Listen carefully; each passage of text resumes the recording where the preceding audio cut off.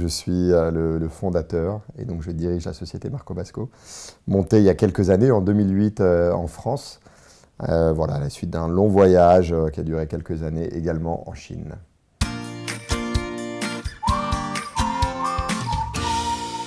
La première chose, comment est né le concept du voyage tel qu'on le fait vivre à nos clients, qui est un voyage proche des populations locales, avec des éléments, des moments forts de rencontre, de partage. Ça, c'est simplement ma philosophie du voyage. Voilà. Et après, comment a démarré l'aventure? Ça, c'était à Shanghai, avec mon associé Mathieu Bouchara. Et voilà, on regardait les grandes tendances du marché. Et à cette époque, on parlait des 100 millions de Chinois qui allaient sillonner la planète et remplir tous les palaces. On s'est dit, il y a un truc de dingue à faire. Et donc voilà, donc on a commencé à réfléchir à ce projet du tourisme.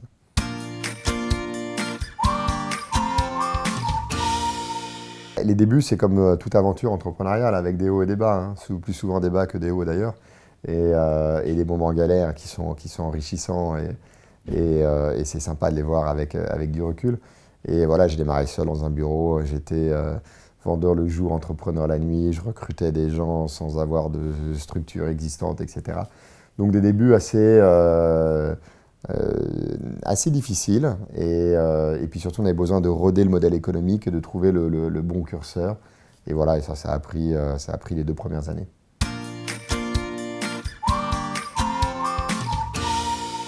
Marco Basco en 2014, après quelques années de dur travail, c'est un peu plus de 200 collaborateurs à Paris, une vingtaine à Shanghai et 70 millions d'euros de chiffre d'affaires.